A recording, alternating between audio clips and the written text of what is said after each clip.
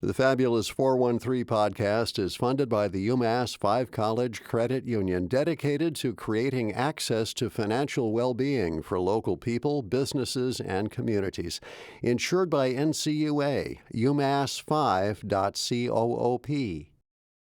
The Fabulous 413 podcast is funded by Northeast Solar in Hatfield, specializing in solar installations, battery storage, and clean energy solutions tailored to the homes and businesses of Western Massachusetts. Northeast-solar.com. Welcome to the Fabulous 413. I'm Khalees Smith. And I'm Monty Belmonte. Later in the show, we get down with the global majority dance party that is Bhangra Liberation Orchestra, who will perform at the Iron Horse this Sunday, August 16th. But first, we head out to one of the 978 towns of the 413, nestled in the eastern part of Franklin County, where chickens have been roosting for nearly a century. And one family has been raising them and turkeys and cattle and sheep for 9 decades. What's up, dude? You gonna make any more noises for me? I was trying, but he was trying to talk with us, but I couldn't get it.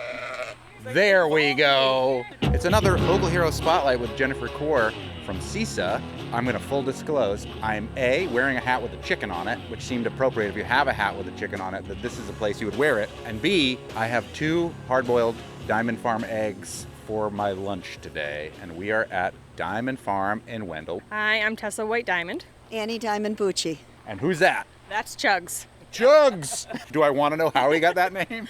Well, it's kind of a sad story. We had twins a couple years ago, and his mom passed away, so we had to bottle feed them. And so him and his sister, we would bottle feed, and he would come. He would immediately finish the bottle within 30 seconds, and his sister, aptly named Gracie, was very graceful with her bottle, and he would butt her out of the way and try and get her food. Sounds like a UMass student. It sounds like typical siblings. Yeah. Diamond Farm is a legacy family farm. I can tell by your shirt, but our listeners can't see it. How long has this farm been going here, Annie? We have been on this land for 90 years. Wow, that's amazing. Congratulations. 1936.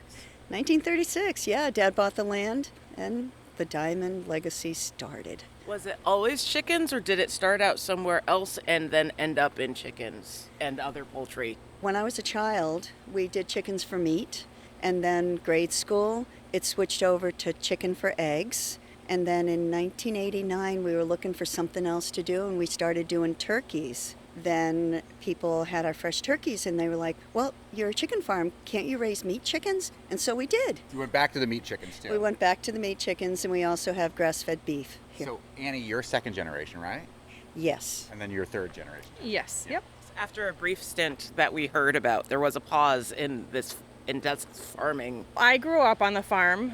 We have about 175, 200 acres, and so I grew up in one of the houses here, always helped out on the farm, but never imagined that farming was going to be my thing. Went away to college, did social work for maybe a dozen years, and wasn't really getting fulfilled, was kind of getting burnt out, and so I talked to the family and I said, hey, is there a job for me? Do you have room? Do you have stuff for me to do? They kind of laughed at me and said, of course, come on back, and that was 9 years ago. No shortage of things to do. None at all. So what's your main role then, Tessa? Learning everything. The farm for many years was run by my mother Ann, my uncle Peter, and my aunt Faith. They took it over from my grandparents, and so I've been trying to learn what they've been doing for the past 40, 50 years. I'm the only person in my generation that's come back full time. I certainly have a ton of cousins who still help out, lots of aunts, uncles, but for my generation, it's on me. Can I ask about just trends over time? 90 years is a long, not that you saw all 90 of those, but just what you're seeing change. Annie? Sure. One thing is the farmers are being held in really cool, I had a doctor once say to me, thank you for what you're doing. And I said, you're welcome, and I'm trying to figure out all the things that I'm doing, what he's talking about. And then I said, could you just tell me what you're talking about? And he said, you are a farmer, and you bring such good, delicious, healthy food to the community. And he said, that really takes a special person. And so that was really cool, because I grew up in the age where farmers were looked down upon. So that's a huge change. And the whole buy local and wanting to support your local farms for lots of reasons, that has been a huge shift. And CISA has a lot to do with that, the whole be a local hero buy locally grown. There's kind of an intimate connection between Diamond Farm and CISA in that Peter served on the CISA board for many years, and then 20 years later, Tessa's serving on the board. You're on the board right now? I am. I did not know that Peter had been on the board. I think so, in the 2000s. That is my understanding. I was not there. Well, do you want to show us around the farm a little bit? Yes. Yeah, I've been to the farm store several times, and you can go in there. Khalees and I just got a cup of coffee, and I then bought my Thanksgiving turkey from here. Oh, it yeah. was awesome. and there's a lot of times there's pot pies, which I love getting from here too. Absolutely going to be my lunch today because I forgot to bring mine.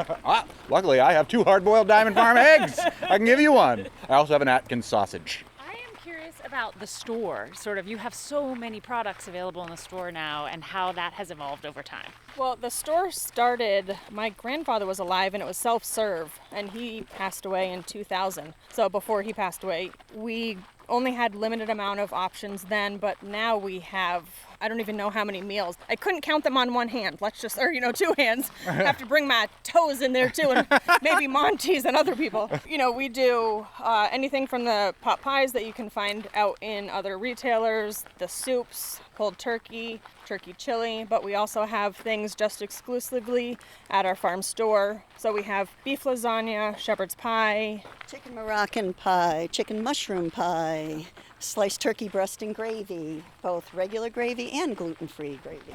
And these are all like to-go items. These are fresh and or frozen. Where are those being processed? Right here on the farm? Oh yeah, everything's done here. That whole added value thing is something we hear a lot about from farmers, about how important an item that is to keep farms afloat. So the fact that you have that all going on right here is great. And this farm is huge. We're walking by what looks like a football field length barn that's got solar all over it. And then there are a bunch of other barns and grain silos. Can we talk about those barns a little bit? Because I saw on this one, this giant one that we're passing right now, it said laying hens and broilers. How are you dividing all of these buildings? Like, how are they differentiated from each other? Years ago, that coop was just for our laying hens, but we've since downsized our flock, so half the birds are on our laying hens, and they're literally on half the coop, half the side, and the other half is our broiler chickens. And we're coming on the one that says turkeys. So guess what's inside? Turkeys. Turkeys! Yes, good job. I noticed patterns. How many turkeys do you think you have here, Tessa? Right now, I'd say 2,000. Wow. Oh! Hello, turkey. Hello, turkeys. Is it not too early to order your turkey? A little too early. We're getting our stuff, our turkeys in order. Instead of your ducks in a row? Right. We're getting our turkeys in a row. So I'd say by mid-September, we are having our 90th anniversary celebration on Saturday, September 12th. And my goal is to have the order form ready for that. So when folks come, they can put their order in on the tablet. So what kind of turkeys are these? This is a breed called Nicholas breed. They're from West Virginia. They were hatched out the end of June. They're about 6 weeks old right now, 7 weeks old. And you hatch them here, or do you? I had to do the 6-7 know, thing. I tried to be quiet about it, but Tessa noticed it. My children, who if they're listening to this, also did the same thing. Are you hatching them here? Or are they No. being hatched and you're bringing them up as chicks? No, we get them at day old. Hatching chicks is a whole other ball of wax, and we already do too much, so I don't want to get into that. Yeah, it's funny because we've talked to a bunch of different type of poultry farmers, and they all kind of say the same thing. Let somebody else hatch them. We'll take them right after they're hatched. It's just a whole different science, because for like the egg layers, we want females. And so we wouldn't know what to do with all these male roosters. Again, one of the bottlenecks that we keep encountering here in Western Mass, especially with poultry farmers, no one does the laying part, the egg part. All of those eggs come from elsewhere and usually outside of New England. Yeah. There's quite a large farm that we in Ovid, New York, that we go up several times a year and purchase the babies for layers. But that is New York, New England? No. Okay, so No. So Thank darn God. close, It's very close. It's so beautiful But no, and they there. will also tell you no. New Jersey, you don't get to be part of it either. I guess I should know that for all the years I did the Big E, that there was no New York building. but- Where's the New York building? Yeah. So this is the abattoir, I would imagine, right? If we want to use more coded language.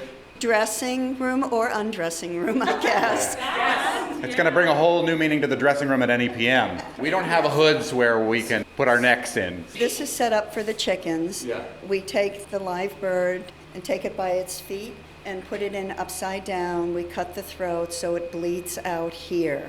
And we put it in this machine, which is a scalder. So it's a dip, this basket rotates around into hot water. It loosens up the feathers. And so then we take them from here and we put them in here. Cold water will go down the sides. It starts the cool down process, but it also pulls off almost all the feathers. It's wonderful when it's working right. And this thing whirs, right? So it's almost like a washing machine of feather removal.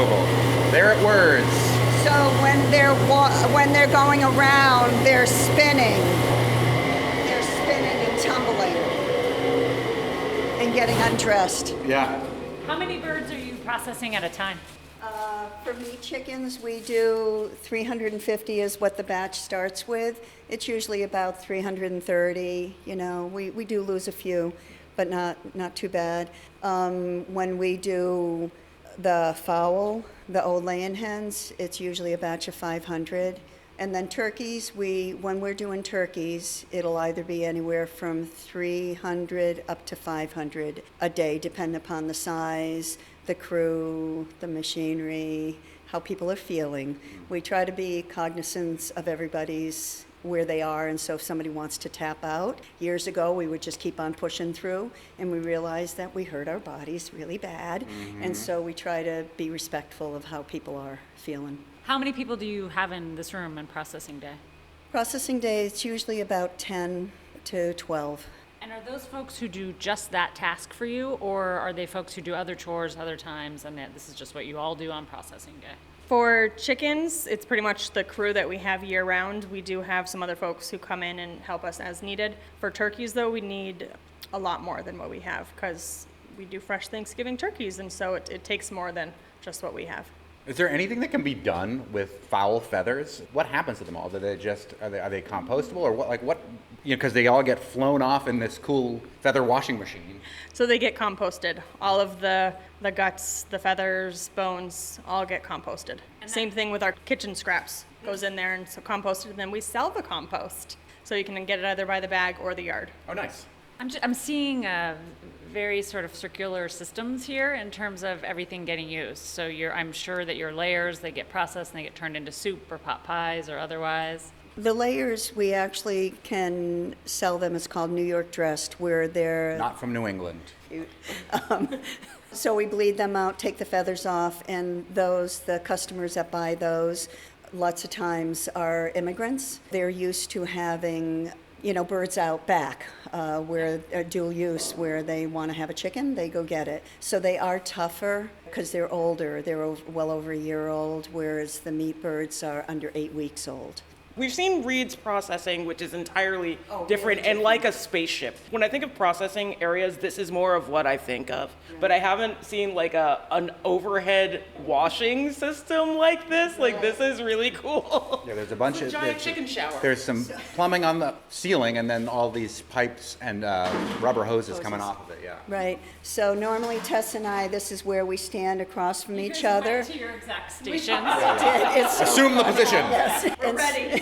So we'll have a crew here. They take them from the scalder, from the picker, and then cut the feet off, do the neck and the crop and the scent sack and cut around the vent. And then it comes to Tessa and I, and we do the gutting, and then it goes down, and another crew will take care of doing the final picking, choosing whether it's a premium grade, and the not premium grade we cut up to be used in our like soups and stews and pot pies and products. You also have an incredible collection of knives over here. It looks pretty awesome. Seems like essential. So after this gets done, we put them in those chill tanks. We have them half filled with water and then a bunch of ice put in, because if they're put in to an ice slush, their cells close and they won't absorb water. If you just put them in cold water, they absorb water. And then we let them chill down to under 41 degrees. And then that V-rack over there, it's pretty cool. It is. We hang the birds from them so they dry a little bit, and then we can do the packaging. Did you guys custom make that, or did you? Some of the stuff actually came from Keach's farm in Gill Franklin Turkey Farm. The year we started doing it, 1989, we went to see them because we didn't want to step on toes. But the Extension Service was suggesting that we try fresh turkeys. But again, we're cognizant of farming and we don't want to step on anybody's toes. So we went to see them and they were like, actually, last year was our last year we're doing it. We're not doing it. If you want to buy some of our equipment, we can. And we did. We started raising turkeys in 1989, started with 500, and now we do 5,000 to 6,000 a year. Wow. And you're selling them all fresh, or you're freezing No, some? God, no. We used to do everything in November, and now we realize that with some of these big schools, and also because we're doing so much more value added, we can have those frozen. And so what's wonderful is we can do it earlier in the season. As you can see, these fields look beautiful. They're not all beat up and have a lot of turkeys and turkey manure on them. We can spread them out because we've already processed and we've already delivered to UMass and Mount Holyoke a bunch of turkey. And Deerfield Academy actually took some. How much longer does it take to raise, like you mentioned that meat chickens take under 8 weeks, but how long does it take for turkeys? Is it the same amount of time or a little bit longer? A lot longer. The smallest turkeys that we'll have, we raise them like 12, 13 weeks. They can be as old as 17, 16, 17 weeks. Yeah, we used to do them as old as 26 weeks, and that's when we were getting the 42 to 48 pounders. Wow. We Families realized- just aren't that big anymore. I mean, like that's a small child. That's a 4-year-old. Yeah. So we realized, once again, let's try to do business smarter instead of harder. We're really trying to learn that lesson. 90 years. Seems Yeah, like you're doing you've it. got a great lesson learned. We're with Annie and Tessa Diamond at Diamond Farm, walking around Wendell and heading into another one of these barns. Did you knock on the door? Yes. So that the chickens knew you were coming, or because somebody might have been in there? If we just opened up the doors, the chickens are chicken, and so they run and hide, and sometimes they will... It will startle them. It'll startle them, and they'll be, there may be a pileup, and one's underneath, can't breathe, and so they die. Oh, we don't want that. We're not going to go in here, but we'll be able to see how we collect the eggs. Oh, here. So this is like the classic looking, there's these chickens sitting, laying over here. You can see all the other chickens hanging out in their room over there. They're not in cages. They got plenty of room running around in this barn. And then there are 2 chickens just laying eggs. Look at that. Talking to the mic or the chickens? I was talking to both. Okay. Oh, they are. So They're we hello. collect the eggs twice a day. And so we have a cart that we push down and we collect them here. You can see we opened up these boards and go along and collect. And then, so we have the top tier. And the then- eggs drop right down there, so you can Yeah, view the it's- chickens laying them or the eggs themselves and gathering them. Yeah. Although there's a chicken in the one where the eggs usually are over there. Right, yeah. So you which just- came first? The chicken, I mean, Okay. come on. How many eggs do you think you do a day here? All of them. If you had to guess, how many eggs are coming out of Diamond Farm every day? I'll get back to you on that. All right. This looks kind of new. Is this like a new setup? We got an FSIG award 2021, I think, and that's when we renovated this, because this had the cages in it, but we renovated it to be cage-free. Nice. FSIG Farm Security Infrastructure Grant. Look at all these little babies. So these are baby chicks. These are baby layers. Years ago, we used to get 3,000 at a time. Now we have a batch of 500, and then we'll order a few for other people. And we are also licensed to sell started pullets. We got some from you this Yeah. spring. It was lovely. Nice. Very healthy birds. I do want to note just how clean everything is. Yeah. Remarkably clean for the amount of poultry that we're seeing. So at least once a week, the outdoor crew goes around, and we call it topping off. Wherever the chickens or turkeys eat and drink is usually where they poo. And so the crew will go along and with pitchforks. It's like a spork. Sporks, yes. Good Lord. And so they clean, they take all that out, put it in barrels, heft it out. Then that goes into our compost. Yay. Yes. All of the timber for this project is from your farm, the rough Yes. stuff? The Yeah, rough right. cut. One thing that's neat, the birds that we just had, the baby layers, they were in what we call the brooder rooms. And so what we used to have to do is, I called it family bonding, which we still have plenty of family bonding. But we'd meet in the middle of the night when it was dark, catch all the birds in a separate coop in a separate building from this, and then put them in crates, and then we'd have to unload them and bring them into the coop. However, now what we do is when they're old enough and that coop is clean and set up for them, we just open the door and they find their way in. It's smart. It's like you created like an escape room for chickens, where it's like once they hit a certain level, they enter the next phase. Open that door that they come in here. This was such a good idea to be able to just open up a door and let them wander in themselves for a couple of days, and then we push the rest in. While family bonding is good, I'm really glad we don't have to do that kind of anymore. Waking up in the middle of the night and corralling chickens can't be very easy. You have the instructions on the wall. On how to For do it? family bonding. Some guidelines for how to raise the birds. So we're all literally on the same page. Every household might benefit from that. A turkey for me, turkey for you. Let's eat turkey in a I love that. Wow, I haven't thought about this song in ages. I probably think about it too much. Yeah, that might be true. Up next, we meet the chickens that lay the eggs that I ate for lunch. We'll hear how the family's been constantly involved with the daily work of Diamond Farm and check out how their egg sorting facility works with Tessa White Diamond and Andy Diamond Bucci and Jennifer Core of CISA. After which, we'll dance into community revolution and more with Sunny Singh and Miwi LaLupa of Bhangra Liberation Orchestra. You're listening to the Fabulous 413 on 88.5 NEPM. The Fabulous 413 podcast is funded by Visiting Angels West Springfield, providing home care for seniors and veterans in Hampden County, including Pocket RN, a virtual Medicare-approved dementia care program. visitingangels.com/West Springfield.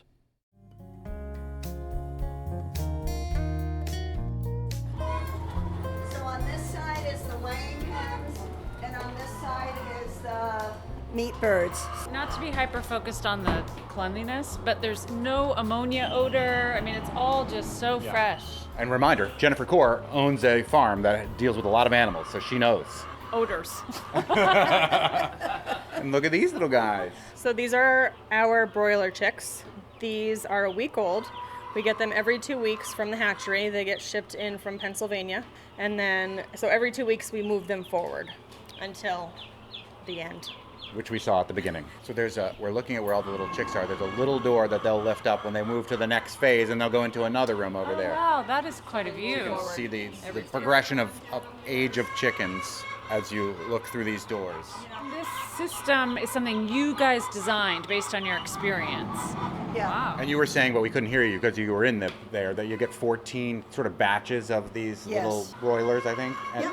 over the course of the year, and they Yep. process all the way down through the... May through October, we have fresh chicken available. So we start getting the broiler chicks in March, the end of March, I believe, and then start processing them in April. And then again, being done in October, so we clean out the coop before we get crazy at Thanksgiving, and then it just rests for the winter time, which is healthy for the buildings to be able to kill stuff.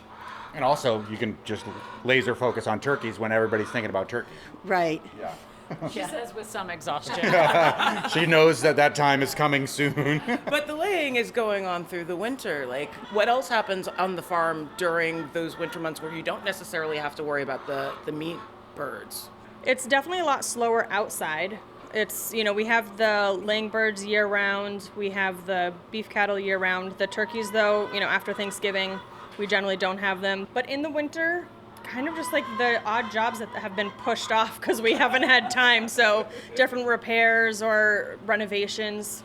People are buying a lot more pot pies and a lot more soups and bone broth in the winter. Good hearty winter food. Yep. Do you, with all the different enterprises that you have, do you have different family members who sort of focus on different ones, or is it a whole team? You two focus Just on you all two, of them? Annie and Tessa. Do it all. Well, we certainly have help, but as my mom says, the buck stops with us. Yeah. My brother Peter, who is 75 and trying to retire, is giving us usually about 3 days a week, sometimes more, sometimes less. He is still in charge of the lumber, so the sawmill, the compost, and the haying. And I'm sorry, the beef came later after the poultry. When did you guys start? 1990s. It was in the 90s. We had historically always raised one beef for ourselves. We would dress it ourselves. But when people wanted more and more, the turkeys and the meat birds, we were like, hey, we can do the beef because we used to raise hay and sell it. And so we were like, let's just, shift one more time. So how many beef cattle are you doing now? Anywhere from like 16 to 22. So that's a decent sized herd. Yeah. Reasonable herd. I love this covered walk. This Yeah, is it's a, such a staff-centered decision. yeah. If it's raining and it's pouring rain out here, and you got to go from the broiler barn to wherever this barn is over here. Yeah. We didn't always have this. And so when we built this, it was hilarious because we would, during ice, we would literally be pushing it and then getting our feet, and this is coming up, pushing The egg cart? The egg cart Yeah. full of eggs, getting it so that it was hilarious. It's Probably not in the moment. Yeah. Now you have like a covered tunnel, Yep. poured concrete, all that, so make it easy rolling for the eggs. Speaking of eggs, there's been a lot of talk about the economy and the price of eggs, and we've seen the price of eggs go up and down and things like that. Eggs are still pretty expensive. Talk about pricing eggs and what it means to be a local egg producer and how to be competitive when there are all these other types of eggs on the market available. Well, we haven't raised our egg prices in a couple years. We try to be competitive, but there's prices. Everything is increasing, so it's hard to do that. I mean, we're definitely not like the just grocery store eggs that you're going to find. We raise these ourselves. They're packed. We do everything ourselves, and they're then delivered to the stores by us. One important thing, I'll bring you over to the egg cartons. If you go to the grocery store, Turning on the eggs machine. so if you go to the grocery store and you look at the back of the egg carton, it generally says where it normally says distributed by or produced for. However, on the back of our egg cartons, it says produced and packed by Diamond Farm, Wendell, Massachusetts. You know that our eggs are from us. It was interesting. I was somewhere recently and picked up a dozen of eggs. It's a little habit of mine when I go into the grocery store, just curious about eggs. So I looked to the back of the carton and I think it said Illinois, Chicago, Illinois. I don't know what farms are in Chicago. Who knows how long it took them to get from Chicago to here versus we pack them, you get them. You already asked how many dozen eggs you're producing in a year? He tried to. Oh, She dodged the question. A year? He wanted a day. I wanted a day. She couldn't even do a day. We could extract it. Listen, no, I do write it down. So we process eggs every three days, or 3 days a week. And the notebook. Annie's got a notebook, a good old-fashioned notebook with writing in it. So this is, what we make each time. So Tessa's going to add it up. Oh, yeah, okay. So today I got 300 dozen. 300 dozen. And that represents 3 days of laying? Yes. Okay. So like 100 dozen a day. Do you see that climate or temperature has any effect on how much your hens are laying or anything like that? So one thing that we have, because our birds are inside, they have the safety and the control of the coops. However, there's only so much control we have over the ventilation and the heat. If it gets really, really hot outside, we can do our best to make sure that it's cool enough in there. So we do see some fluctuation, but I will say it's different than if we had them outside. With the turkeys, with the weather, definitely, like really bad rainstorms, we can lose 100 turkeys. So people go, they want their animals raised outside because it's like, so cool. Until they're dead. Do you have predator problems with the outside birds? A little bit. Yeah. Yeah, we'll talk about that in a minute. I want you guys to see this because it's cool. Annie wants us to see this incredible Willy Wonka, Rube Goldberg egg machine. Annie took this crazy suction cup that has 30 suction cups, sucked up 30 eggs, put them on this conveyor belt. The conveyor belt is moving them down under this water where they're being washed, and then they are going through a tube that I don't see what's happening in there, but they come out the other end, and they're Polished so that they don't have any other residual stuff on the egg because it does come out of the butt of a chicken. That's true. A cloaca, is that I what want it you is? to go in where Tessa is because that's the dark room. It's a little tiny room that's part of the conveyor belt. All right, I'm in here with Tessa. So in here, there's a light that shines up. You can see, not necessarily through the eggs, but it shines and shows you if there's any imperfections, if there's an air bubble, blood spot, any cracks. And you'll be able to see it? I haven't seen Yes. anything yet. Well, you gotta look harder. I'm gonna let police come in here so you can see what's going on too. Now Jennifer Core is helping Annie pack the eggs into the egg cartons, which you're doing all by hand. No fancy machine for that. I'm falling woefully behind. They're sorting them into grade A jumbo eggs, grade A extra large eggs, and grade A large eggs. And Annie's like a human machine doing this so They fast. call me fingers. They do. Did you guys design the system? We got this from national poultry equipment. And we actually have a new table on order that they will be sending to us that we actually got with a grant from Harold Grinspoon Foundation. Oh, nice. Yes. Excellent. An improvement that we did last year was for this table, for this grading table, we have a digital weighing system. Before it was the old-fashioned. Just feel it. No. Done by a weight. It was done by weight. That we could adjust manually. But this, I'll show you on the other side. But what happens, the eggs come on this belt, get weighed in this one spot, and the machine remembers that specific egg, where it is, and then pushes it out as it goes down the line, versus before, it was this manual weight that it would literally go at the spot of the jumbos, and it would, is it too heavy, too light, then, go on or get kicked off. So we're getting fancy here. Fancy. To me, it seems like magic. Science is magic. Me too, It's actually. true. So now we're in a cooler that has dozens and dozens of boxed eggs. 30 dozen boxes, and there's probably 30 boxes. Who does all the egg handling and packing? Is it just you two, or are there other, when it's an egg day, how many people are in there working? About 3 people. It's generally me, my Aunt Mary, who is 83. Wow. I don't know when she's going to give it up, but maybe one day. And then one of my staff will help us. But we need at least 3 people on the machine. This is the chicken freezer. It used to be the only freezer we had, and then in 2020 we received a FSIG grant to do a larger cooler, a larger freezer cooler. So it's awesome, and we use it most of the time as a freezer, but during Thanksgiving we can get everything out of it and turn it into a cooler, and it's so wonderful to have everything in one place. Yeah.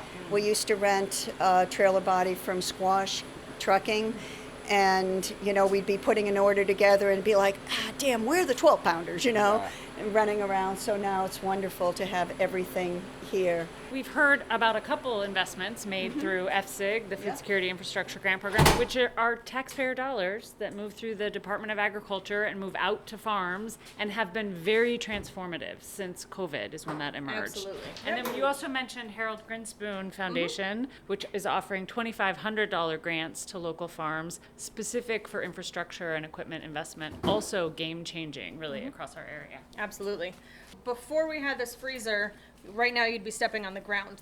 This is a whole new dock that we have, and this freezer is huge. So imagine all of this stuff somehow fitting in there. Yeah, wow. It would be Tetris. Climbing over things. Could you not use pallets then before? Is Correct. that also? Yeah, wow. Yeah. It'd be like somebody had ordered 18-pound turkey, and it'd be like, okay, I think they're in that corner, and literally we'd be climbing or sliding, crawling over lots of frozen product to find that 18-pound turkey. Yeah. So it has been life-changing for us to have this money given to us. It's been amazing. And that's all since 2020, you said? We did this in 2020. The first round of FSIG. I also appreciate that over here on your packing table is a bottle of ibuprofen. You're really taking care of everybody. So in here, we buy local flour. From ground up, we went and visited them. Yep. So we'll get a pallet or 2 at a time and store it in here, and then bring it up to the cooking room when we need it. These are festival legs that we're going to start pre-roasting for the Garlic Fest. Okay, so we saved the really big ones. We're trying to get more organized as we are able to now that we have space. And so one of the things is for the festivals to be able to separate the large turkey legs, because people, when they buy a turkey leg for X amount of dollars, it's nice to give them a big one. Oh, totally. There are only more Renaissance fairs in the area than... So you can see these are turkey wings, turkey backs, so that as I'm doing the cooking and know that, okay, I need more broth than I need turkey meat, I can do the wings or the backs. We have ice machines down at the dressing room, and so we package up starting, I think it's going to be pretty soon in September. We're going to start packaging, saving the ice for Thanksgiving time instead of buying it. Which is very expensive. There's been a few years that we've run out of ice and we've had to buy it, and it's not a nice check to write. I bet. I do have turkey necks. Oh, okay.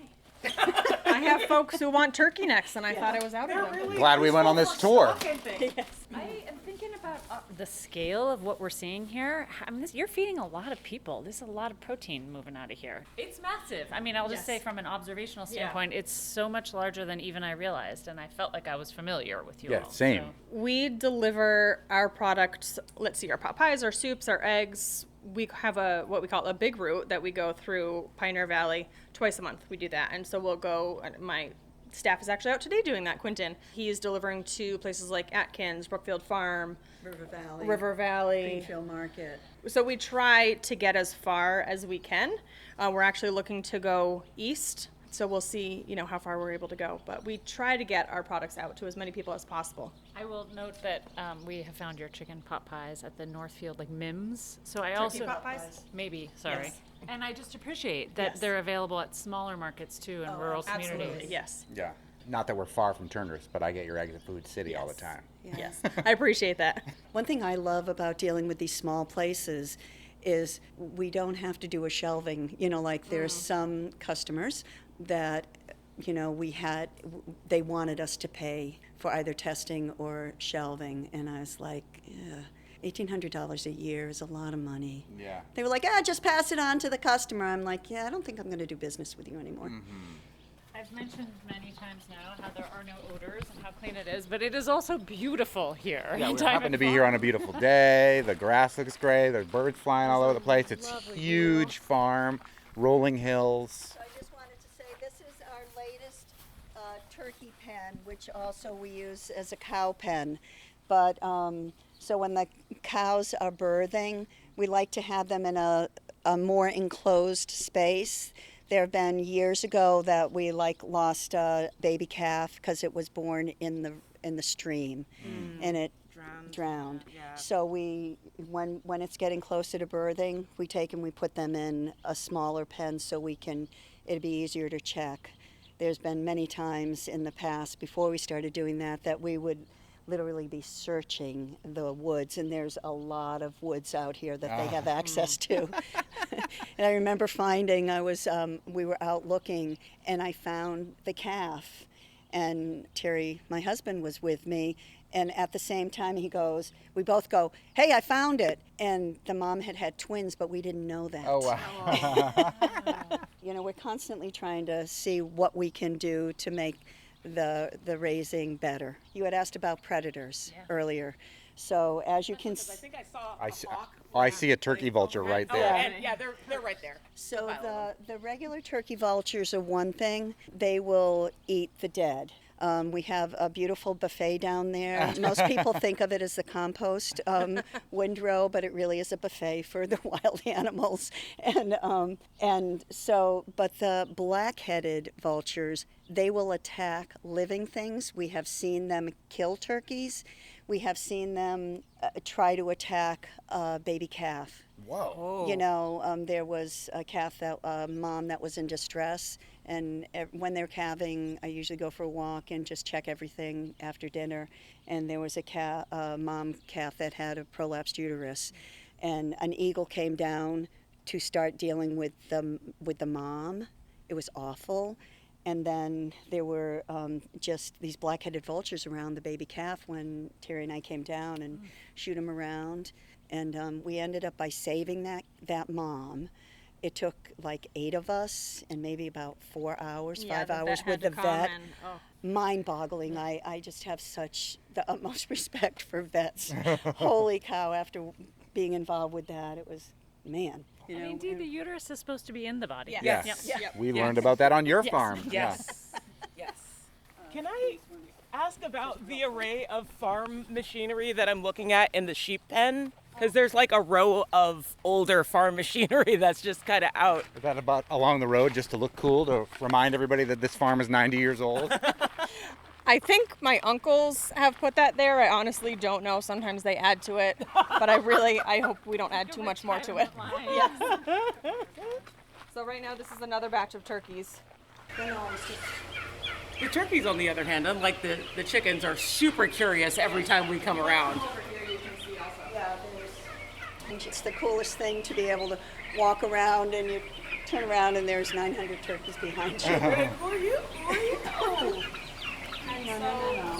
These turkeys are about 3 weeks old. So we won't put them out on pasture until they're a bit hardier. If we put them out right now, it wouldn't be Too vulnerable. Plus, we saw all those vultures out there. Yes. So we'll wait until 8 weeks minimum. We like to go 10 if we can. All the rain that we've gotten recently, if we had turkeys out on range at that point, I don't know how many we would have lost. Oh, wow. And it feels like we should mention those turkeys at 3 weeks are, it feels like about the size that you would see chickens at like 6 or 7 ish. They seem. Have to do that? Sorry. You didn't even notice that one. Wasn't. I didn't either. I'm so sorry. She said 6, 7 again. It wasn't on purpose. They were a little smaller than, what our broiler chicks are. Yeah.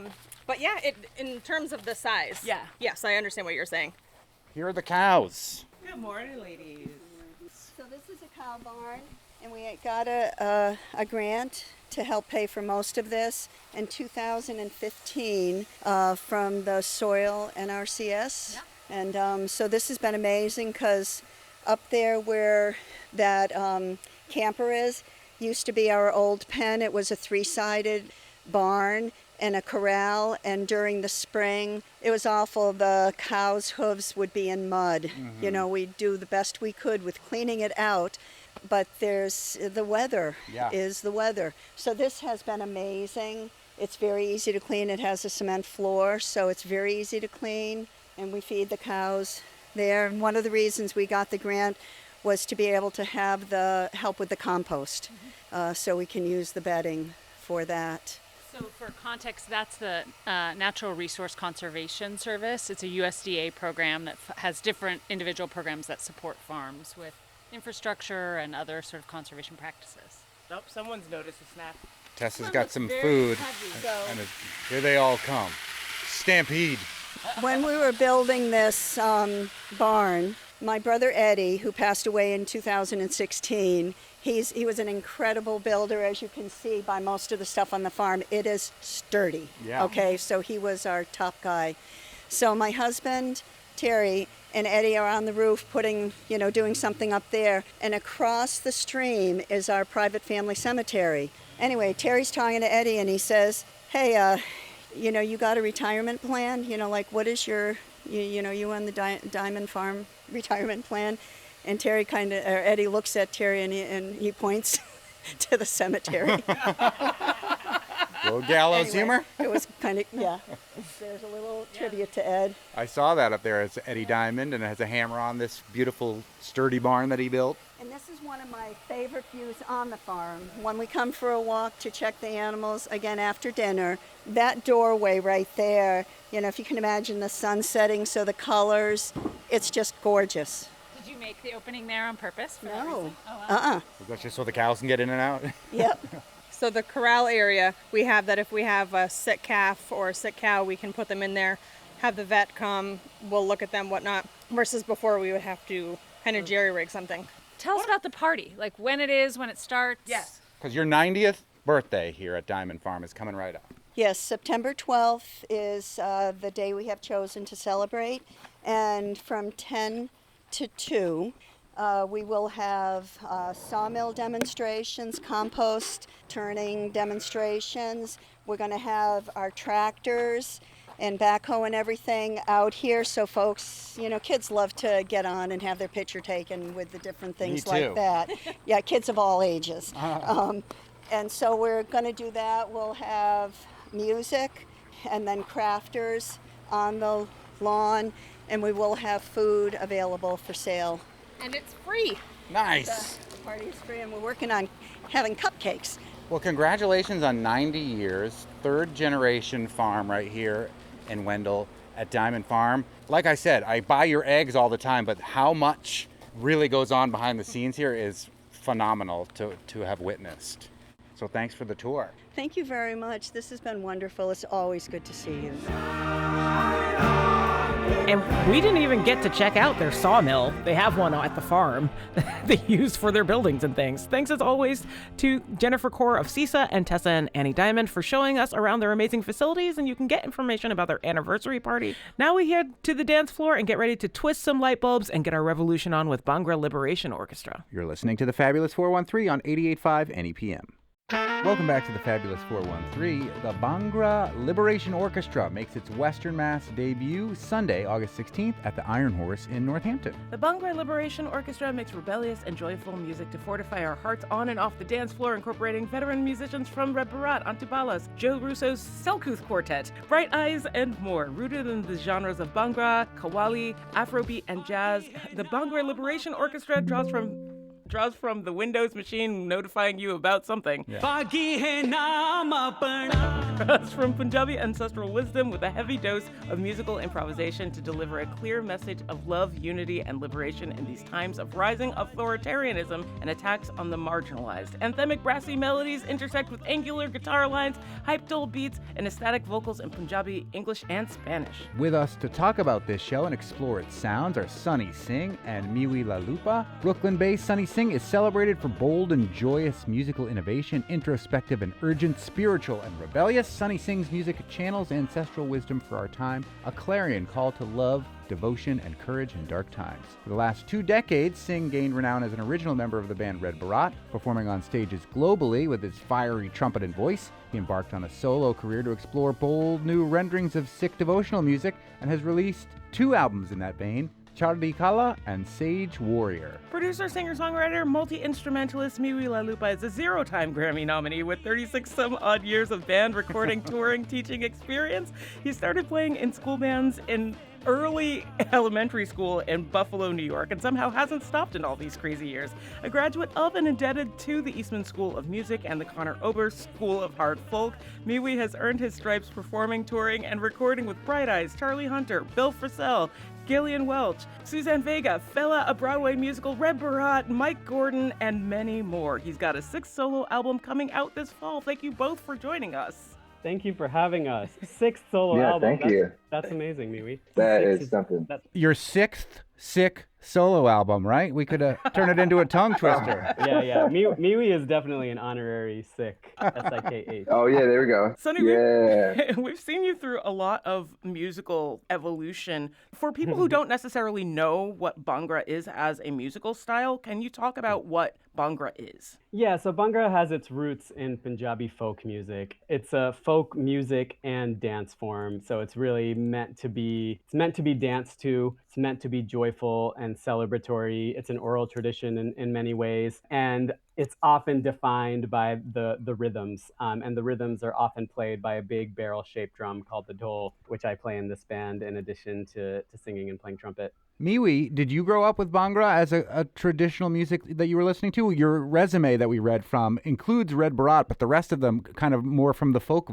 genre. No, I certainly didn't grow up with Bhangra, but after having played it for many years, I feel like it was something I grew up with. And funk is funk, no matter where it comes from, so I feel like it's a slightly different dance move with the shoulders, but once you hear it, that dhol drum, you can't shake the feeling. It's a part of me. Word. Also, I think whatever the Punjabi MC, didn't like Jay-Z or something have it in or something? When was that? Oh, yeah. About 20 years ago, I'd say. 20 years ago? Okay. As soon as the beat drop, we got the streets locked overseas. A Punjabi MC in the rock. That might have been my intro, and I was like, okay, yeah. And then next thing you know, I'm twisting light bulbs myself. Because that is one of the dances that you often see with Bhangra that you can do yourselves. Like raise your hands above your shoulders, twist your wrists. Yes, you've seen people dancing like this very likely, even if you didn't know it was Bhangra. Yes. I'm curious about, Sunny, especially your perspective on dance music as devotional. Yeah, I mean, for me, I don't see a lot of lines between spiritual music and not spiritual music. I see it all as a path to connecting to something deep within ourselves and something much greater than ourselves, right? Music as a means to connection. For me, as someone who is a spiritual person, that is a spiritual idea. I don't think it has to be that for everybody, obviously. But I think through music and through art and through movement, like we're all looking for something deeper, right? To give us meaning, to make us feel connected, to make us feel fortified, to make us feel hopeful. And so I think dance and movement are obvious ways for hundreds and hundreds and hundreds of years of human history. Those are ways that people do connect to all those feelings and all those desires and all those dreams. Talk about the name of this new project, the Bhangra Liberation Orchestra. It's almost got an ELO vibe with the BLO thing going, but the liberation aspect of it is interesting as well. Yeah, so credit to our guitarist Jonathan Goldberger for coming up with and proposing this name. Bhangra is a starting point for what we're doing musically, and liberation is our vision, right? And I think there's a lot of different ways to interpret that. Politically is certainly one of them, right? Because we're trying to speak to the moment that we're in, but we're also drawing from hundreds of years of revolutionary Punjabi and South Asian poetic and musical traditions to inspire us. Poetry from the Ghadar Party, which was a revolutionary organization created in California in the early 1900s, for example. Poetry and music by a Dalit Punjabi poet and singer named Santaram Udasi from the 1960s. So we have such a rich tradition in South Asian music and poetry that can inform us for today in these wild times. And a band that was born right here in Mamdanistan, in the bastion of democratic socialism in the United States, in this period of great optimism. We want to ride that wave of optimism through our music and inspire us to dig deeper. I don't know, what do you think, Miwi, about the liberation aspect? You know, I love hearing you speak about it because I feel like for all these years, I learned so much about the history. And you're so eloquent, as if you've done this before, Sonny. Just like maybe speaking to people and educating people on the history of ways that we fight. Different people have fought oppression. So when we get asked these questions, I like, please, Sonny, take the lead on this one, because I sit back with my notebook. And I'm like, okay, what's up with this Ghadar Party? Okay, and since they were based in California, did they have any cross pollination with the Black Panther Party at certain points? I know maybe some different times. So I have questions. That's why I like to hear you answer these questions. Definitely a fan of liberation and the promises that the United States has offered or was potentially, hopefully going to offer, of justice for all. The actual land of the free would be nice. So I'm a fan of liberation. Yeah, set my people free, our people free. The land of the free instead of the land of the free with purchase. Yeah, right.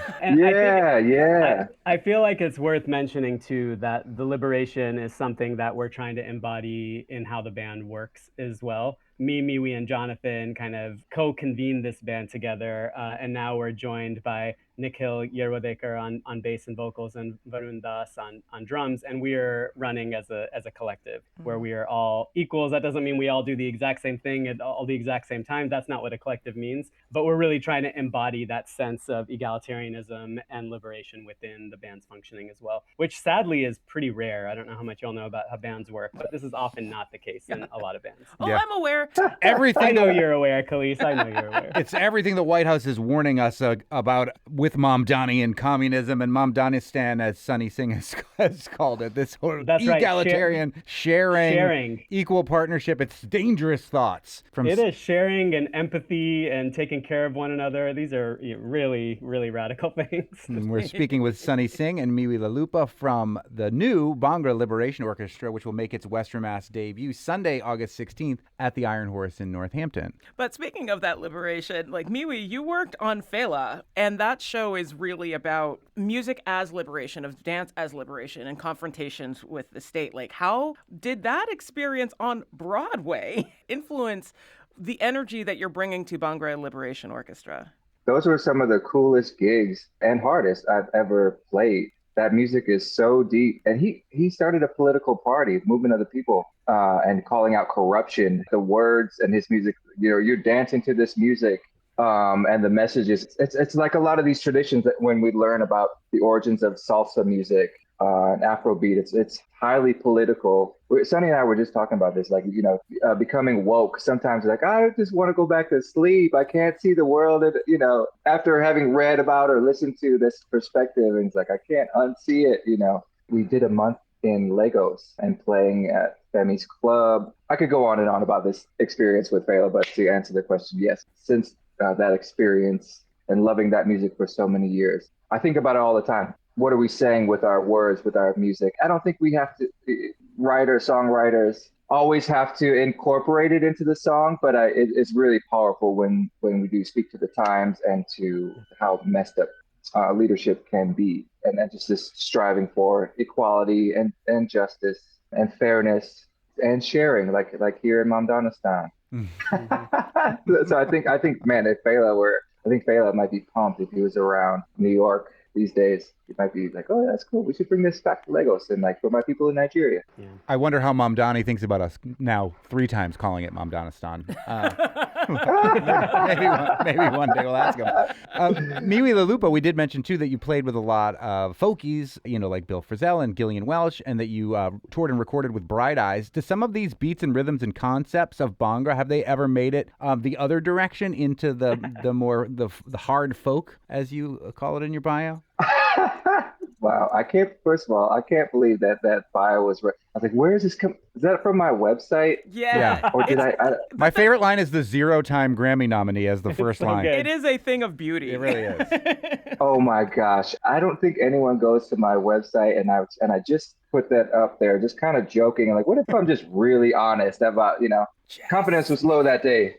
But, it's funny. We were just playing a song or rehearsing a song. We didn't get to play at this festival yesterday with Bright Eyes. And one of the songs, there's a song called Arc of Time that has some like Doombek throughout the song, but as a sample. Bhangra in particular, I don't know that I've heard that influence in some of those artists, but have you brought it to them now that you've ensconced in this? Or do they just notice because you're practicing, you're hearing things for other groups while you're on tour or performing with them, like in the green room and things? Definitely some songs have made it to the front of house playlists. I sneak those in there sometimes, like while people are coming into the space, there's a Bhangra song going on. I'm like, oh, okay, like kind of gets people amped. And also speaking with the band members on the road or something, we talk about other bands we're playing with and different types of music. Like I was just talking to Connor yesterday, saying how I had to go from Bright Eyes to the BLO and get my head in that music space. So he was pumped. He's like, that's so cool. It's worth noting that sometimes Miwi and I do these like stripped down duo sets together that people ask us to do, and we'll play a lot of this is not really Bhangra, this is like my solo music. We play a lot of that, and then we always do one of Miwi's songs too called Big Heart. Awesome song, and it always like fits thematically and vibe wise. Big heart, never let a dream die. Big heart. Big heart, never let you go down. Big heart. Big heart, never let a dream die. Big heart. I just love, we put a musical genre in our band name, but that's really just the starting point. That's definitely not the ending point.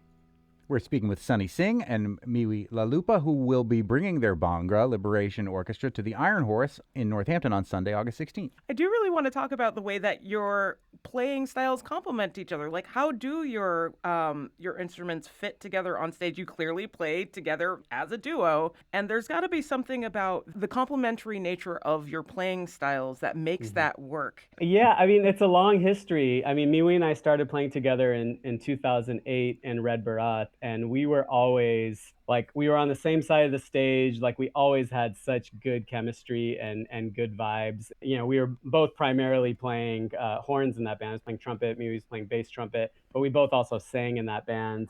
And we just always had so much fun together on stage and off stage. So, like over the years, Miwi came back from Omaha. He's living in Omaha, digging into the, Conor Oberst and beyond universe out there and doing his solo music out there too. He moved back a few years ago and moved right down the street from me. And in a different neighborhood before he left Brooklyn, he lived right down the street from me. So he's my Gwandi, which means neighbor. And this is what we call each other. Like, hey, Gwandi, that's like one of his primary Punjabi vocabulary words. One of my primary Punjabi vocabulary words too, because my Punjabi is really bad.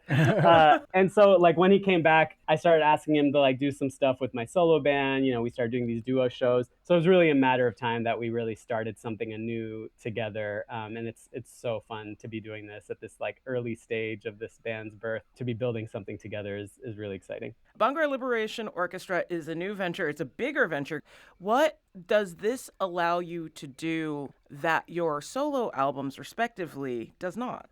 Well, It's Bhangra, first of all. That's not happening in either of our solo projects. You know, my solo project, as you know, is more, and my project Sangat with Kais, which we talked about a few months ago. Right. You know, are much more in the like explicitly devotional, more reflective, introspective music overall. And this is explicitly dance music. This is party music, but with a rebellious and revolutionary politic. I shouldn't say but, and with because the best party music is revolutionary party music. This is like psychedelic, Bhangra, funk, Qawwali, Punjabi folk, Afrobeat, jazz. Like it's something that neither of us are doing in our other projects. Yeah, I've yet to have a dole on my records. Sonny, man, we gotta talk, okay?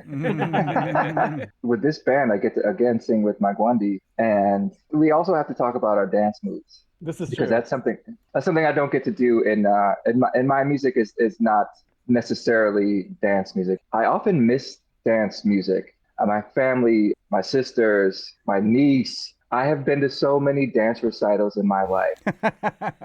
So when I told my folks about this band, they were all very excited because they, oh, it's been a minute since we've had to, they know the dances, and I get excited every time I think about getting to play this music. I love these songs we're singing, and I also love singing in a different language, which is a challenge. And I often don't quite know what I'm saying, but I know with Sonny's guidance, it's something righteous and cool, like Kala Shakala. I've been explaining this to like other people, like, oh, check this song out. It's called Kala Shakala. It sounds like chocolate, chocolate. What does it mean? I wonder if they have the. Yeah, so Kala Shakala is gonna be our first single that we record next month and release this fall. We'll definitely be playing it at the Iron Horse. It's a Punjabi folk song that goes back probably several hundreds of years. It's often sung like before weddings, like ladies sitting around playing a small hand drum and just singing. And what it means is they're like looking for the right groom for the to-be bride, and they're saying actually the dark-skinned one is the best. Kala literally means black, but it's used as dark-skinned also. And so this is like very contrary to the colorism that is like insidious in South Asian and Punjabi culture, but it's not tongue-in-cheek. Like I don't know the extent of the history of this song, but it's one that just, it felt like we had to do it. Miwi wrote a couple of English verses to it as a Black American member of this band. That felt so right for me to sing the Punjabi verses and Miwi to sing some of his own verses in English on that theme. So it'll be a fun one to play and to record. Sounds amazing. That sounds awesome.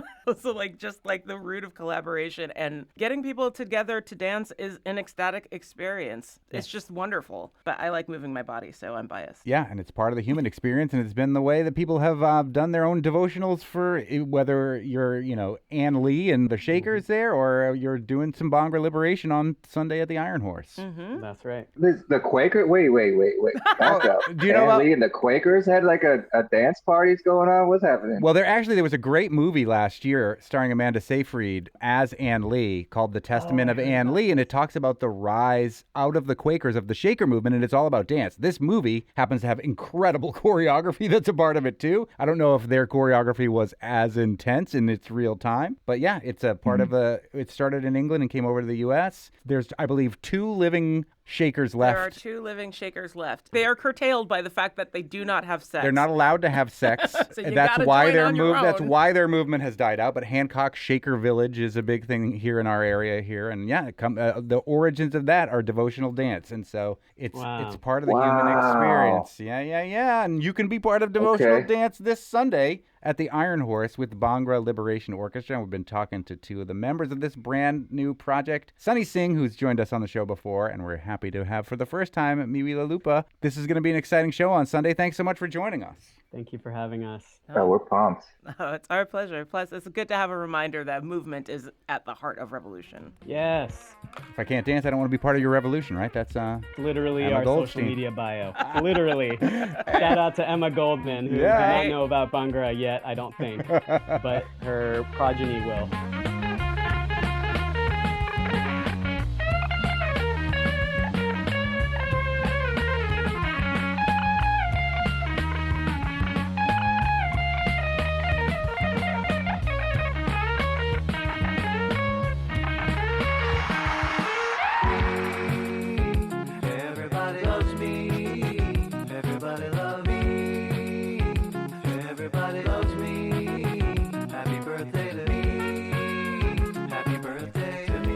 music from one of the other members of Bhangra Liberation Orchestra. Because they don't really have a recording out yet. No, it's coming. Yes, so we're Which getting means them you on can see them before they sort of like solidify what their sound is and Won't you everything. be cool when you say, I saw Bhangra Liberation Orchestra before they even had any recordings. I heard them on the Fabulous 413, and I went to the Iron Horse. And I danced on a lot. Sunday, August 16th, and I danced. My We hips kept- were so We sore. kept mentioning the light bulb dance. You know what we're talking about. Put your hands, if you're driving, do this especially. Take your hands off the wheel, and then put your hands towards the ceiling. And then pretend you're unscrewing 2 light bulbs at the same time, and then and raise shrug your at the shoulders. same time. That is classic Bhangra Bollywood dance type moves, right? And also, like, check out the Bhangra dance troupe in out of Canada too, if you need inspiration. Tomorrow on the show, Mayor of the Month, Will Reichelt. We'll see you then. Peace.